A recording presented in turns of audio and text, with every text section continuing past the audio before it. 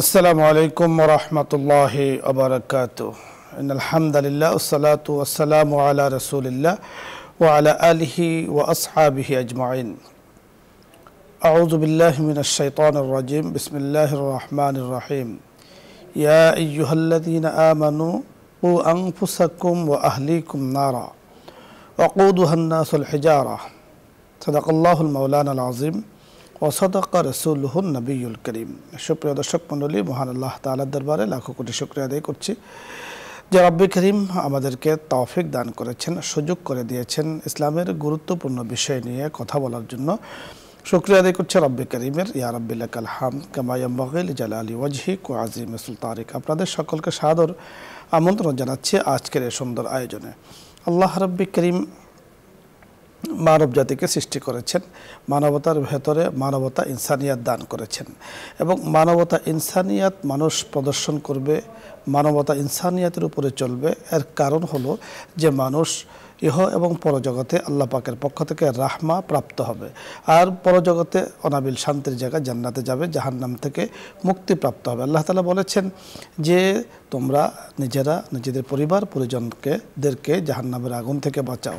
জাহান্নামের আগুন থেকে বাঁচানোর জন্য, দুনিয়াতে শান্তি প্রশান্তির জন্য, বালা মুসিবত থেকে বাঁচার জন্য এবং ময়দানে মাহশারে কঠিন সময় কেউ কারো যখন পরিচয় দিবে না, আল্লাহ পাকের আরশের নিচে ছায়া পাওয়ার জন্য অবশ্যই জরুরি মানবতা ইনসানিয়ার মতো বড় ফজিলতপূর্ণ কাজের সাথে যুক্ত হওয়া। তাই আজকে মানবতার পার্শ্বে দাঁড়ানোর ফজিলত নিয়ে আমরা কথা বলবো। আমাদের কারো কাছে অস্পষ্ট নয় যে দেশের বিভিন্ন অঞ্চলে, বিশেষ করে কুমিল্লা, নোয়াখালী, ফেনী, খাগড়াছড়ি সহ অনেক অঞ্চলে বন্যা হচ্ছে এবং মানবতার জীবনযাপন করছেন অনেক মানুষ, যাদের খাবারের পানি নেই, থাকার ব্যবস্থা নেই, ঘুমানোর ব্যবস্থা নেই, বাজারের ব্যবস্থা নেই, বসার ব্যবস্থা নেই, হাঁটার ব্যবস্থা নেই। তাদের পাশে দাঁড়ানো মানবতা ইনসানিয়াতের অনেক বড় দাবি। তাদের অধিকার আছে তাদের পাশে দাঁড়ানোর, এবং যিনি তাদের পাশে দাঁড়াবেন, তাদের জন্য সহযোগিতা করবেন, তাদের জন্য হাত বাড়িয়ে দিবেন, সাহায্যের হাত বাড়িয়ে দিবেন, তাদের জন্য সহমর্মিতা জ্ঞাপন করবেন, আল্লাহ রাব্বে করিমের কাছে তাদের জন্য অনেক বড় পুরস্কার রয়েছে। এই বিষয় নিয়ে আজকে আমরা কথা বলবো। কথা বলার জন্য আমাদের সাথে যোগ দিয়েছেন বিশিষ্ট ইসলামী চিন্তাবিদ, মিডিয়া আলোচক, সুবক্তা শেখ মুফতি মুহিবুল্লাহিল বাকি, সিনিয়র ইমাম, আন্দরকিল্লা শাহী জামে মসজিদ, চট্টগ্রাম, ঢাকা। সাথে আছি আমি আমজাদ হোসেন হেলালি। আসসালামু আলাইকুম ওয়া রাহমাতুল্লাহি ওয়া বারাকাতুহু। ওয়া আলাইকুম আসসালাম ওয়া রাহমাতুল্লাহ। মুহতারাম, কেমন আছেন? জি আলহামদুলিল্লাহ ভালো আছি আল্লাহর রহমতে। আলহামদুলিল্লাহ। আজকে আপনার কাছে আমরা জানবো যে আপনি জানেন আমাদের কারো কাছে অস্পষ্ট নয় যে বহু মানুষ, লক্ষ লক্ষ মানুষ বন্যা কবলিত হয়ে সেখানে পানিবদ্ধ জীবন যাপন করছেন এবং অনেক মানুষ এমন আছে যাদের অর্থনৈতিক স্বাবলম্বিতা আছে, কিন্তু পানির কারণে সকল কিছু শেষ হয়ে গিয়েছে, পানির সাথে ভেসে চলে গিয়েছে। তো তাদের পার্শ্বে দাঁড়ানো, ত্রাণ অথবা যে কোনো সহযোগিতা তাদের জন্য করার ফজিলত কি, আপনার কাছে আমরা বিস্তারিত শুনবো। আলহামদুলিল্লাহি রাব্বিল আলামিন ওয়াসসালাতু ওয়াসসালামু আলা আশরাফিল আমবিয়া ওয়াল মুরসালিন, আম্মা বাদ। ফাআউযু বিল্লাহি মিনাশ শাইতানির রাজীম। বিসমিল্লাহির রহমানির রহিম। ويؤثرون على أنفسهم ولو كان بهم خصاصة. صدق الله العظيم. قال رسول الله صلى الله عليه وسلم الصدقة تطفئ غضب الرب أو كما قال عليه الصلاة والسلام.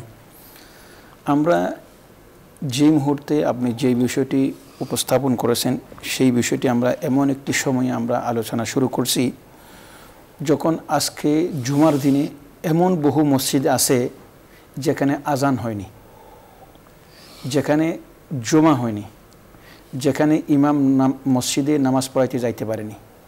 এমন বহু ঘর আছে যেখানে চুলার আগুন জ্বলেনি এবং ঘর ভেঙে গেছে, সেখানে আর মানুষ বসবাস করা তো দূরের কথা, সেখানে আশ্রয়ও নেওয়া যাচ্ছে না।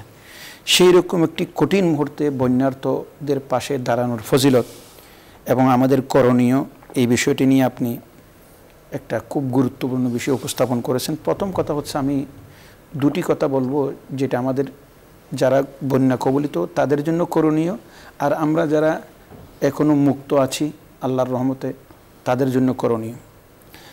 যারা বন্যায় কবলিত, এটা তো বিভিন্ন কারণ আল্লাহ পাক রব্বুল শাস্তি দিয়ে থাকেন। এটা শাস্তিও হইতে পারে, নিয়ামতও হইতে পারে। কারণ যদি আমরা এইসব একটা পরীক্ষার সম্মুখীন হওয়ার পর আল্লাহর দিকে ফিরে যায়, তাহলে এইরকম একটা বড় মুসিবত নিশ্চয়ই একটা নিয়ামত হিসেবে রূপান্তরিত হবে। আবার যদি আমরা এটাকে নাফরমানি করি এবং এর থেকে মুক্তি পাওয়ার পর আরও খারাপ হয়ে যায়, তাহলে এটা আমার জন্য নিশ্চয়ই একটা শাস্তি। সেজন্য আল্লাহ পাক রব্বুল বলেন, আউযু বিল্লাহি মিনাশ শাইতানির রাজিম, বিসমিল্লাহির রহমানির রহিম, আল্লাযীনা ক্বালু ইযা আসাবাতুহুম মুসিবা ক্বালু ইন্না লিল্লাহি ওয়া ইন্না ইলাইহি রাজিউন। ওই সমস্ত ব্যক্তি তারা যখন মুসিবতগ্রস্ত হয় তখন তারা সমস্বরে বলেন, আমরা সবাই আল্লাহর জন্য, আমরা সবাই আল্লাহর দিকে ফিরব। তখন আল্লাহ পাক রব্বুল বলেন, এইরকম একটা সবর যখন করবে, উলাইকা আলাইহিম সালাওয়াতুম মির রাব্বিহিম, আল্লাহর পক্ষ থেকে তাদের জন্য বড় একটা নিয়ামত আসবে এবং রহমত আসবে।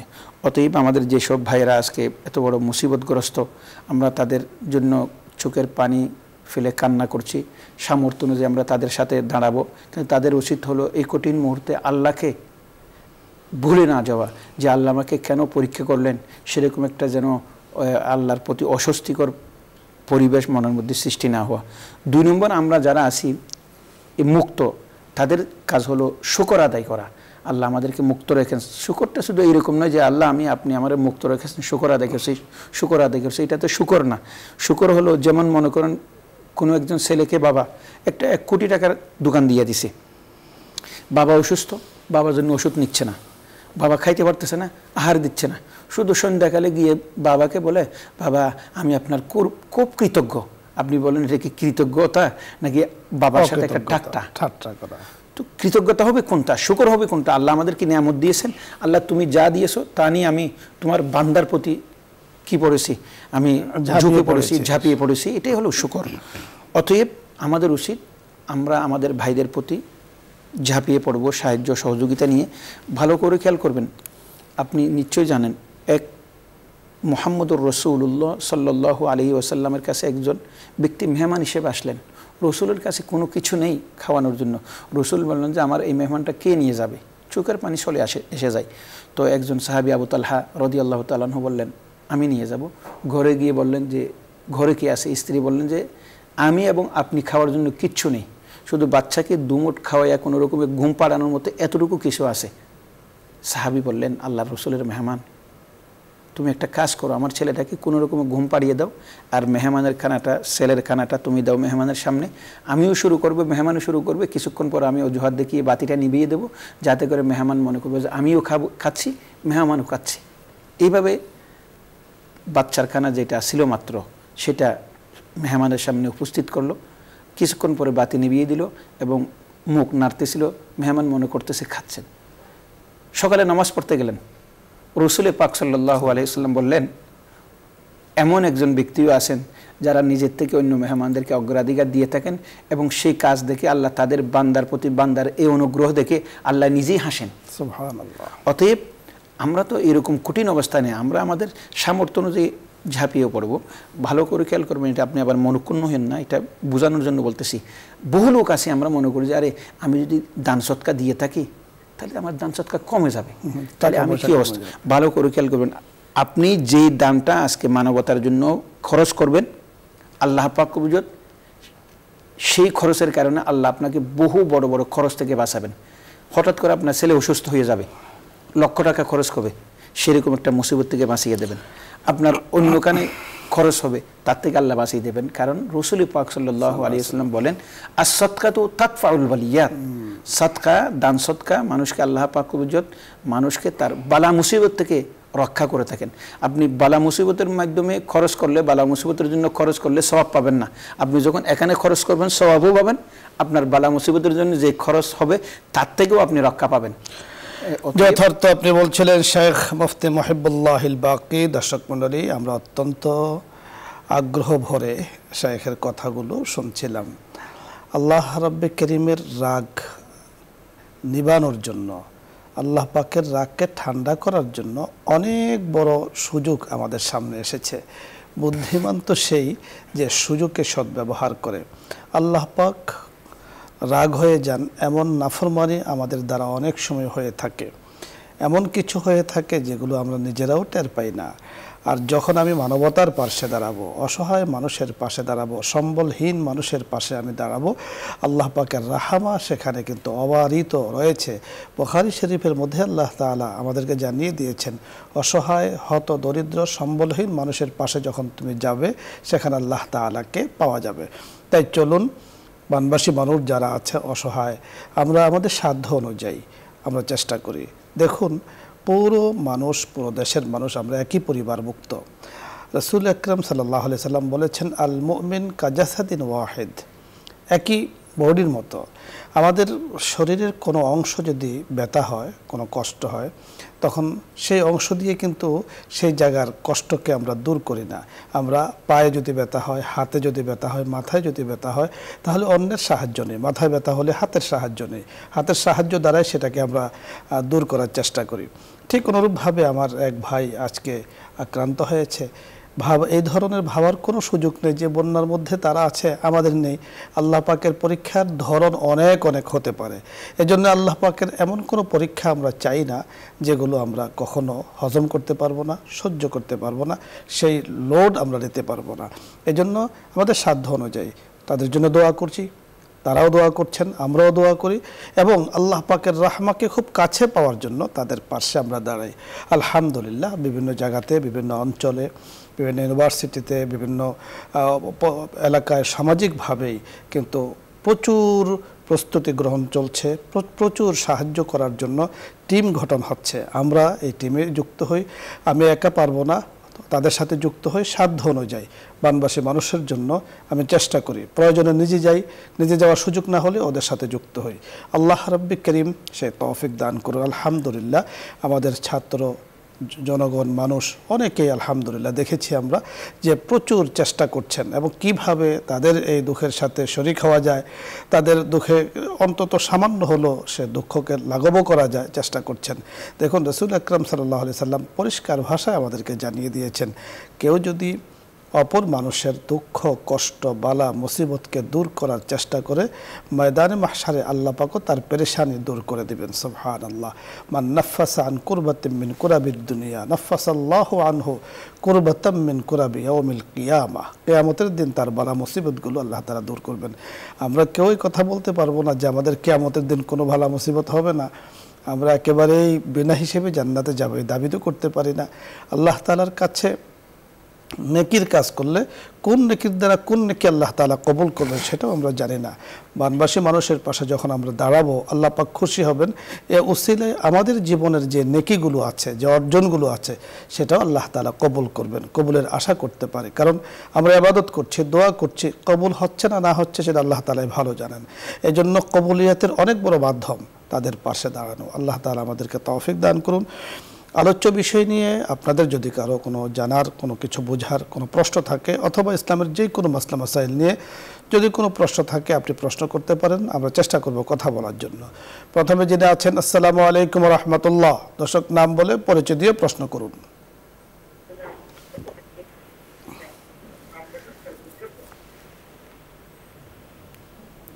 আসসালামু আলাইকুম। ওয়ালাইকুম আসসালাম। হ্যালো, জি আসসালামু আলাইকুম। ওয়ালাইকুম আসসালাম। আপনি প্রশ্ন করুন। হুজুর, আমার হচ্ছে যে মাজার রগের অনেক সমস্যা, আমার কোরআন পড়তে লাগলে অনেক সময় আমি হচ্ছে বসে পড়তে পারি না, অনেক সময় কায়েত হয়ে কিংবা হচ্ছে যে পা শার্ট করে দিয়ে পড়ি, বালিশে হিলানা দিয়ে। এটা কি আমার কি পাপ হচ্ছে? আমরা বুঝতে পেরেছি, আপনি শুনতে থাকুন। জি, বুঝতে পেরেছি। জি, মাশাআল্লাহ। উনি বলছেন যে ওনার মাজার ব্যথা, যার কারণে উনি কত সময় বসে পড়তে হয়, কত সময় কাত হয়ে পড়তে হয়। তা আমার বোনে যে এই অবস্থায়ও নামাজ পড়তেছে, এটা আসল কথা। কিন্তু আমাদের কেবলামুখী যেন থাকি, এবং যদি আমি পা ছড়াইতে হয়, আমি যেন পাটা কেবলা দিকে ছড়াইয়া নামাজ পড়ি। যদি কোনো কারণে ছড়াই, কোনো কারণে যদি ছড়াতে হয়, তাহলে নামাজকে মিস করা যাবে না। কারণ কেবলামুখী পা দেয়া এটা আদবের খেলাফ, কিন্তু নামাজ হলো অনেক বড় ইবাদত। এজন্য প্রয়োজনে কেবলা দেখে পা দিয়ে হলো আপনার যদি কোনো প্রয়োজন হয়, আপনি কোনোভাবেই বসতে পারছেন না, অন্য কোনো দিকে পা দিতে পারছেন না, নামাজ কিন্তু পড়তে হবে। প্রয়োজনে এদিকে পা দিয়ে হলো আপনাকে নামাজ পড়তে হবে, নামাজ কিন্তু আপনাকে মাফ নেই। এজন্য একান্ত প্রয়োজন না হলে মানে শরঈ ওযর যদি না থাকে তাহলে কেবলা দেখে পা দেয়া এটা কিন্তু আদবের খেলাফ, সম্পূর্ণরূপে শরীয়তে এটাকে নিষেধ করেছে। এদিকে আমরা খেয়াল রাখবো। পরবর্তী দর্শকের কথা আমরা শুনবো। জি, আসসালামু আলাইকুম ওয়া রাহমাতুল্লাহ। আসসালামু আলাইকুম। ওয়া আলাইকুম আসসালাম।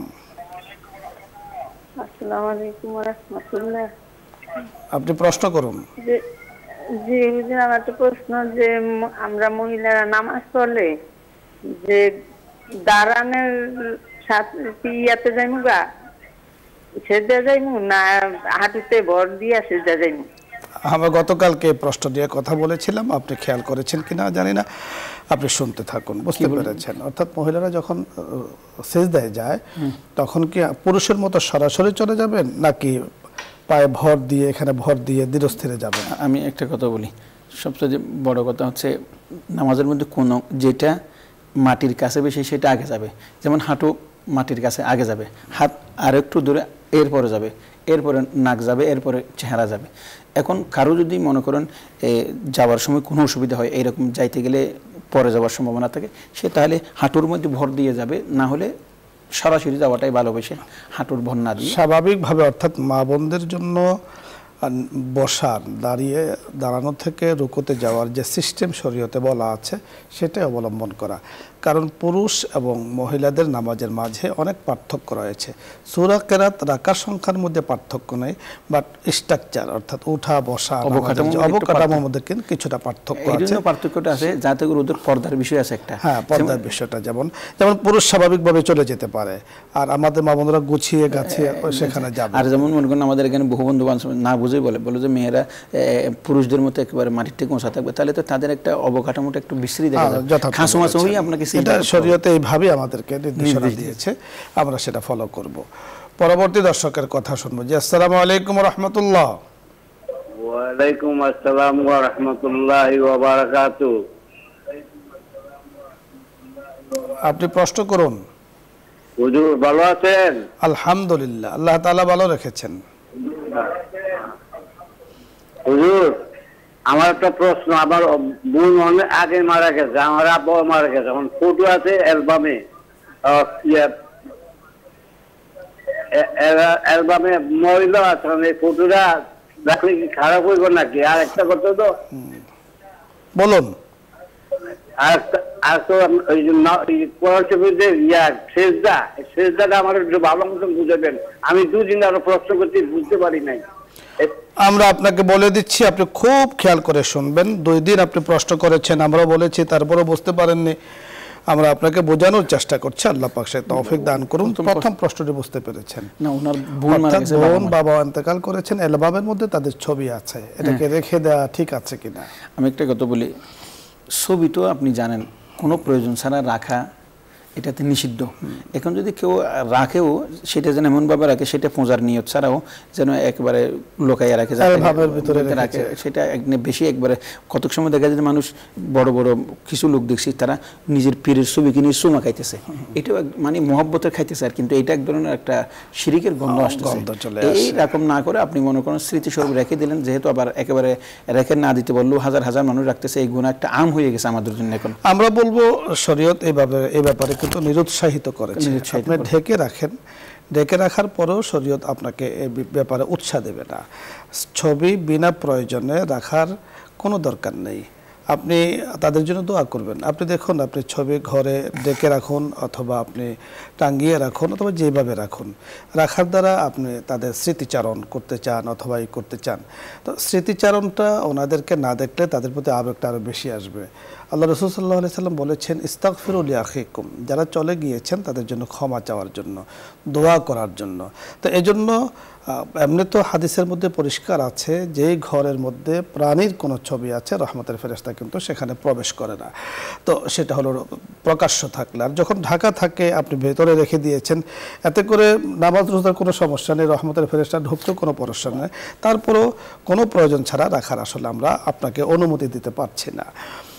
আর নামাজের বিষয়টি যেটা আছে সেটা আপনি বলেন, আমরা যখন দাঁড়াবো পুরুষরা, তো আমরা যখন সিজদায় যাব, যেমন আমাদের সবচাইতে মাটির কাছে হলো কি হাঁটু, তাহলে আমরা সিজদায় যাবার সময় প্রথমে আমরা হাঁটুটা মাটির মধ্যে রাখবো, এরপরে কাছে হলো আমাদের হাতটা তারপরে রাখবো, এরপরে নাকটা হলো আরেকটু কাছে খেলাম, কপালটা প্রথমে নাকটা রাখবো, তারপরে কপালটা চাপ দিয়ে ধরবো। সুন্দর বলেছেন। উনি যে প্রশ্নটি করেছেন সেটা হলো কোরআনে কারিমের মধ্যে যে সেজদাগুলো আছে ওই সেজদাগুলো দেওয়ার আমরা আরো 2 দিনও প্রশ্ন করেছেন, আমি বলি আপনাকে, উনি আসলে বারবার এটা, আপনি দাঁড়ানো অবস্থা থেকে রুকুতে যান, রুকুতে না গিয়ে দাঁড়ানো অবস্থা থেকে সরাসরি সিজদায় চলে যাবেন, এটাই হলো আসল। এবং আপনি যদি দাঁড়াইতেও না পারেন, কতক সময় বসার মধ্যে দিলেও আদায় হয়ে যাবে, কিন্তু সেটা সওয়াব কম হবে। সেদিন দাঁড়িয়ে আপনি সরাসরি সিজদায় চলে যাবেন, হাত দুটা রেখে, হাঁটুটা রেখে, হাত দুটা রেখে, তারপর আপনি সুবহানা রাব্বিয়াল আলা, সুবহানা রাব্বিয়াল আলা, সুবহানা রাব্বিয়াল আলা পড়ে উঠে যাবেন। আসলে এই প্রশ্নটা কেন আসতেছে জানেন, আরও কয়েকজনে করতেছে, এরকম আগে পিছিয়ে কোনো কিছু নাই, হুট করে সজদা দিয়ে দিচ্ছে, এটা কীরকম লাগতেছে, মানে একটা কোনো ভূমিকা ছাড়া এইরকম। আমার আরও কয়েকজন আপনাকে প্রশ্ন করেছে। আসলে ভূমিকা হলো যেখানে কোরআনে কারিমের সেজদার আয়াত আছে সেখানে কিন্তু সেজদার কথাই আছে, উসজুদু, তুমি সেজদা করো, সবগুলোর অর্থ সব জায়গাতে অর্থ এরকম আছে যে তুমি সেজদা করো, আপনাকে হুকুম করছে, সেজন্য বিলম্ব না করে আল্লাহর নির্দেশটা আমি মেনেই নিলাম, সাথে সাথে আমি পালন করলাম। আল্লাহু আকবার বলে আপনি সিজদায় চলে যাবেন দাঁড়ান থেকে। পরবর্তী দর্শকের কথা শুনবো। জি, আসসালামু আলাইকুম ওয়া রাহমাতুল্লাহ। আসসালামু আলাইকুম হুজুর। ওয়া আলাইকুম আসসালাম। আমি রাজশাহী থেকে বলছি হুজুর, ভালো আছেন হুজুর? জি আলহামদুলিল্লাহ। রাজশাহীতে খুব বর্ষা হুজুর, দোয়া করবেন আমাদের জন্য। আর আমার প্রথম প্রশ্ন হলো হুজুর, যেটা মাগরিবের নামাজের পর যে তাসবিহ করি সেটা আমি আর সময় থাকে তো মাগরিবের নামাজের আগেই আমি আমল করতে বসি, যেমন আস্তাগফিরুল্লাহ পড়ি 100 বার, সুবহানাল্লাহ, ইয়া লাতিফু, যেগুলো আমল করি সেটা কি হবে আমার? এটা একটু অবশ্যই হবে। আপনি যে ইবাদত করছেন অবশ্যই হবে। রাজশাহীতে আপনি যেমনটি বলছেন সম্ভবত বন্যা হচ্ছে, তো আপনাদের জন্য মাগরিবের নামাজের পরে সেটা আগেই পড়ি, কোনো সমস্যা নেই, আগে পড়ুন পরে পড়ুন, কোনো সমস্যা নেই। আমরা সকলের জন্য দোয়া করছি, দেশের জন্য দোয়া করছি, বানবাসী মানুষদের জন্য আমরা দোয়া করছি। আল্লাহ পাক সকলের উপরে আল্লাহ তাআলার গায়বী নুসরত ও এমদাদ দান করুন এবং তাদেরকে ধৈর্য ধারণ করার তৌফিক দান করুন। কোরআনে কারীমের মধ্যে আল্লাহ তাআলা বলেছেন, যদি কখনো আল্লাহ তাআলা পরীক্ষা করেন ধৈর্য ধারণ করো, তাহলে তাদের জন্য মহা পুরস্কার রয়েছে।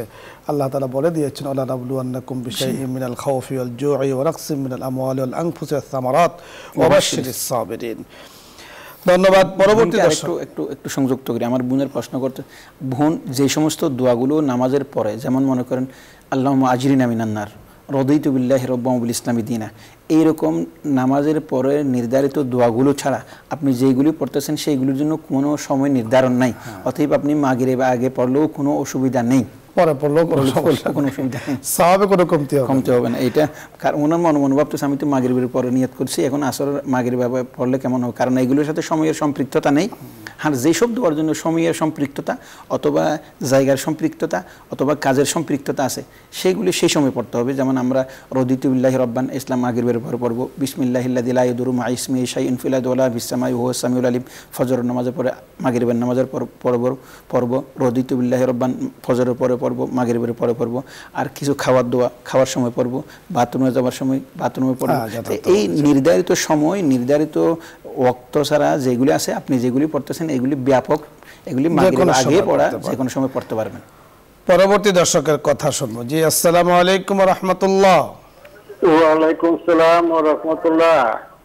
হুজুর ভালো আছেন? জি আলহামদুলিল্লাহ। আপনি আমি ধরমপাড়া সুনামগঞ্জ থেকে ইনুস বলছিলাম। জি জি, প্রশ্ন হুজুর, আমার 2টা প্রশ্ন। প্রথম প্রশ্ন হলো যে কোন ইবাদতের মাধ্যমে আল্লাহ রাব্বুল আলামিনের খুব কাছাকাছি পৌঁছা যায়? আর 2 নম্বর প্রশ্ন হলো, আমাদের মহল্লার ইমাম সাহেব আজকে করলেন কি, মানে ওয়াজ ফরমাইলেন যে রাসূল সাল্লাল্লাহু আলাইহি ওয়াসাল্লাম যা করেন নাই তা বেদাত।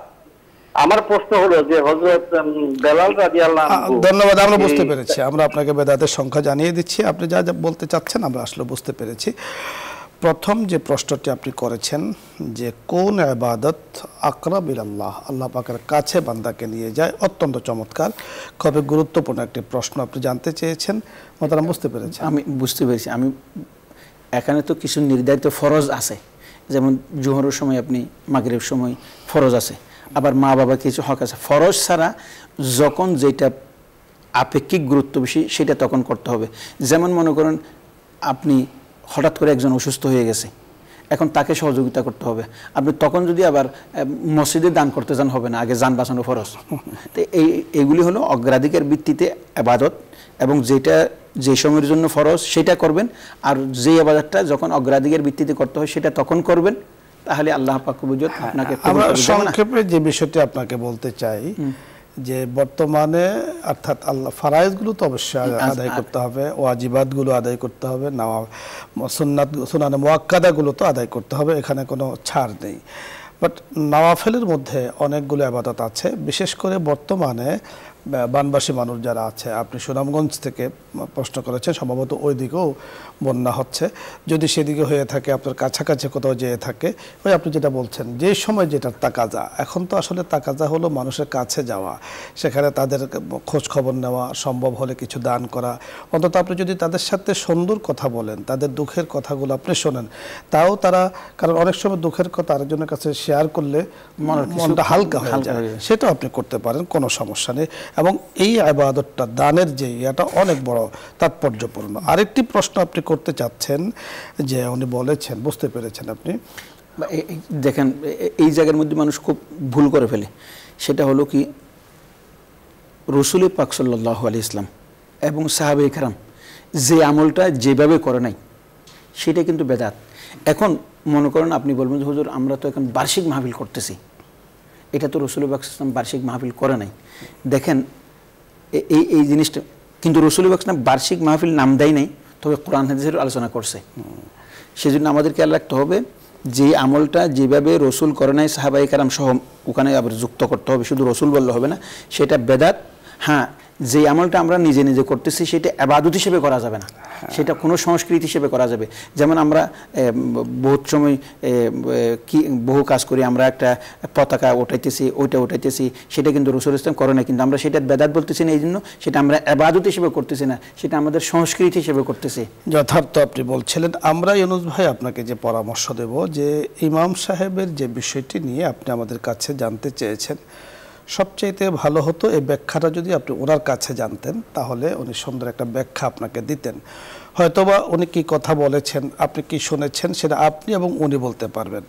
মৌলিক যে বিষয়টি সেটা হলো যে রাসূল আকরাম সাল্লাল্লাহু আলাইহি সাল্লামের জামানাতে যেগুলো রাসূল ইবাদত হিসাবে যেগুলোকে করেছেন সেগুলো নিঃসন্দেহে ইবাদত, সুনান মুআক্কাদা, ফরায়েজ সব কিছু আছে।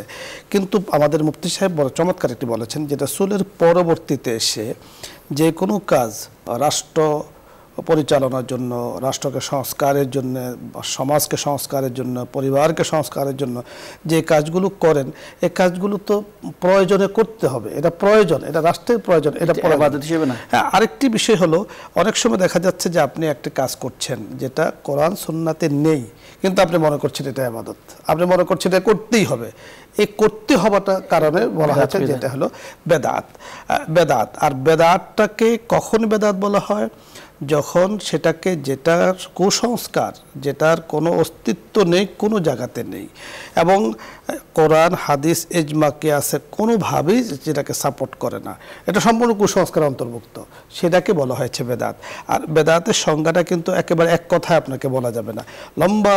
ইমাম মুসলিম রহমতুল্লাহ আলাই মুসলিম শরীফের মুকদ্দমার মধ্যে বেদাত নিয়ে অনেকগুলো হাদিস সেখানে উল্লেখ করেছেন। বেদাতের মধ্যে কিছু বেদাত করলে হারাম, কিছু বেদাত করলে মাকরু তাহরিমা, কিছু বেদাত করলে মাকরু তানজি, কিছু বেদাত আবার জায়েজ আছে। সবগুলো তো করছে কেন? বেদাতটা ব্যাপক বলেই তো, নাহলে তো একটাই শব্দ বলে দিত, একটা শব্দ বলে দিয়েছেন। এছাড়া আর যেগুলো আমাদের মানুষের উন্নয়নের জন্য, দিন দিন মানুষ আসছে, উন্নয়ন করছেন, একসময় বিমান ছিল না, বিমান বানাচ্ছেন, একসময় ট্রেন ছিল না, ট্রেন তৈরি হয়েছে, এখন আপনি সকল কিছুকে কি আপনি বেদাত বলবেন? না, এগুলোকে বেদাত বলা যাবে না। মানুষের উন্নয়নের জন্য, সমাজের উন্নয়নের জন্য, রাষ্ট্রের উন্নয়নের জন্য যে কোনো সংস্কার, যে কোনো উন্নতিমূলক কাজ করে সেগুলো কল্যাণময় কাজ, সেগুলো ভালো কাজ, এবং সেগুলোকে সাপোর্ট করা এটা কিন্তু নাগরিকের দায়িত্ব এবং কর্তব্য। পরবর্তী দর্শকের কথা আমরা শুনবো। জি, আসসালামু আলাইকুম রহমতুল্লাহ।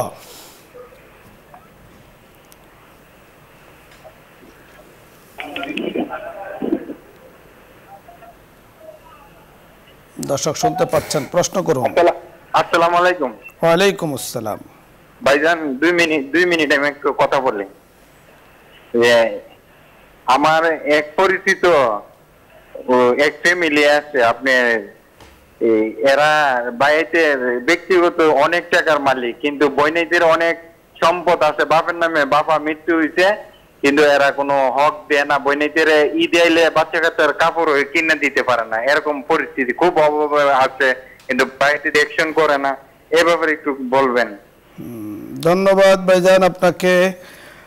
অত্যন্ত গুরুত্বপূর্ণ বিষয় আপনি জানতে চেয়েছেন, বুঝতে পেরেছেন। ভাইয়েরা বোনদের হক দিচ্ছে না, অথচ ভাইয়েরা বোনদের হক দিচ্ছে না। এটা ভাই বোনের হক দিচ্ছে না মানে ডাকাতি করে হাইলে যেরকম হারাম, বোনের হক না দিয়ে এভাবে তাদের অনুমতি না নিয়ে বা তাদেরকে জুলুম করে যে কাছে, এটা একই হারাম, কোনো বেশ কম নাই। হারাম হারাম হারাম। এখানে শুধু এতটুকু বেশ কম যে আমি ডাকাতি করলে সব জানবে, সেজন্য ডাকাতিটা হারামও মানুষও জানে। আর বোনের সম্পদটা আমি খাচ্ছি, আমি ডাকাতি করছি, তবে মানুষও জানে না, এতটুকু বেশ কম। না হলে এটাও হারাম, ওইটাও হারাম, এখানে কোনো সন্দেহ। অনেক বড় জুলুম, অনেক বড় জুলুম, বন্ধের হক গ্রাস করা।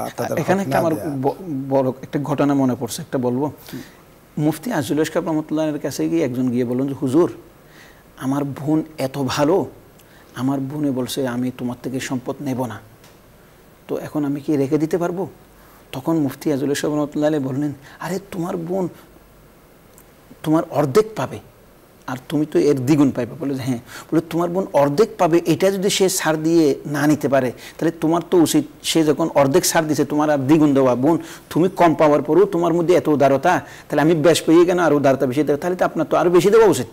সুন্দর, অত্যন্ত সুন্দর সমাধান দিয়েছেন। দেখুন, এটাই হলো বুজুর্গানে দিনের ফয়সালা। ইসলামের ফয়সালা হলো তাদের হক দিয়ে দিতে হবে। কোনোভাবেই সম্পদের দাম যখন বেড়ে যায় তখন এই কাজটি করে। এজন্য আমরা আমাদের অনুষ্ঠানে বিষয়টি আলোচনা করেছি যে বাবার উচিত কে কতটুকু পাবেন অতটুকু তিনি ঠিক করে যাবেন, এবং যদি সম্ভব হয় তাদেরকে বুঝিয়ে দেয়া, সম্ভব না হলে সেটাকে ফারাইজ করে যাওয়া এবং এলাকা নির্ধারণ করা। যেমন ইন্তেকালের পরে অটো তোমাদের কাছে সম্পদ এভাবে চলে আসবে। আর সেটা যদি না করেন তাহলে ঘরের বড় ভাই যিনি অথবা ভাই যারা আছে তাদের সর্বপ্রথম যে কাজটি করে সেটা হলো যে ওনার সম্পদগুলোকে সুষম বন্টন করা, যাতে করে যে যেখানে পায় সেটা দিয়ে দেয়া।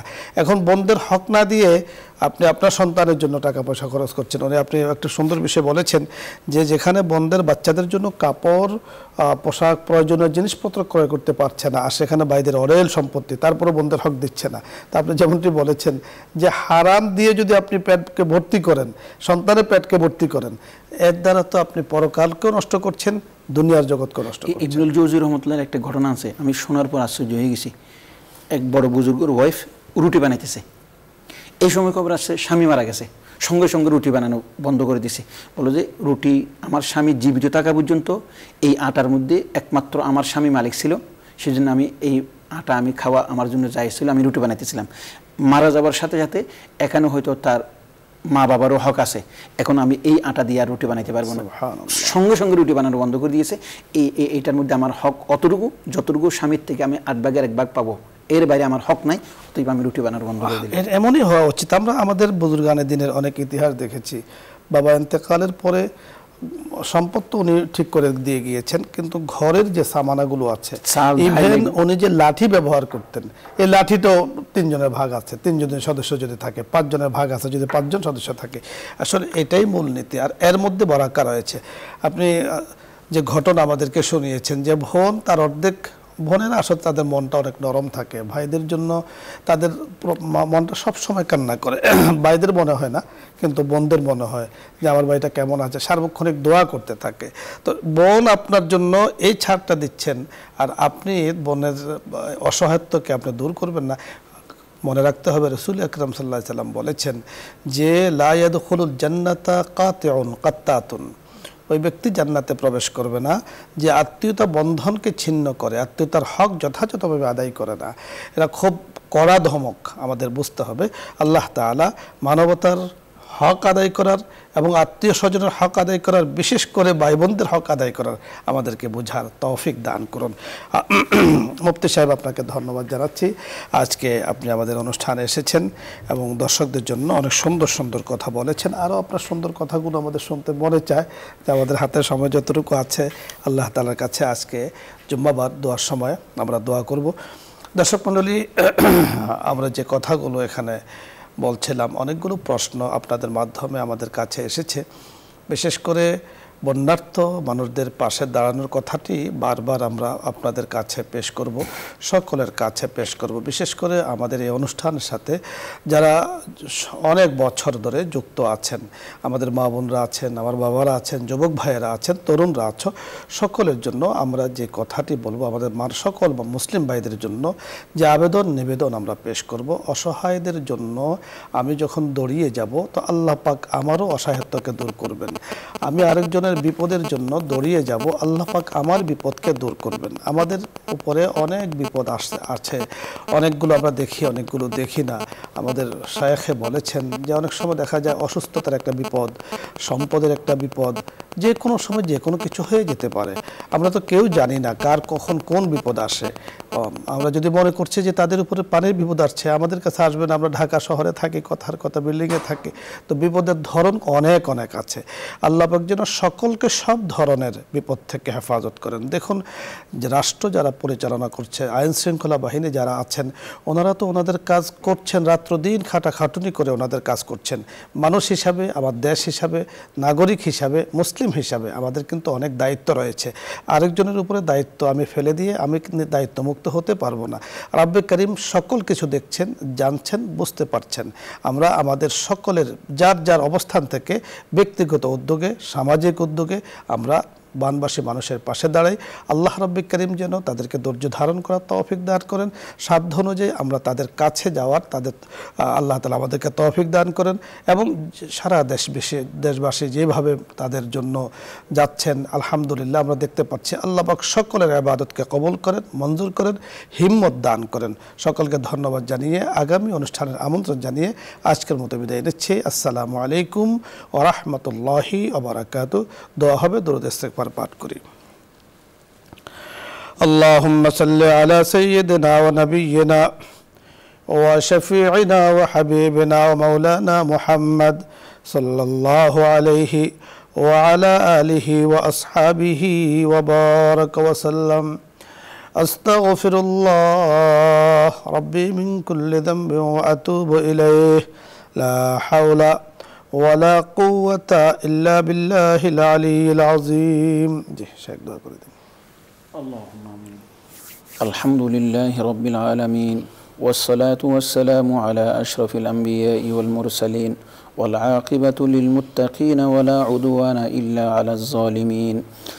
ربنا ظلمنا أنفسنا وإن لم تغفر لنا وترحمنا لنكونن من الخاسرين. ربنا لا تجعلنا فتنة للقوم الظالمين. ربنا لا تؤاخذنا إن نسينا أو أخطأنا. ربنا ولا تحمل علينا إصرا كما حملته على الذين من قبلنا. ربنا ولا تحملنا ما لا طاقة لنا به. واعف عنا واغفر لنا وارحمنا أنت مولانا فانصرنا على القوم الكافرين. رب ارحمهما كما ربياني صغيرا.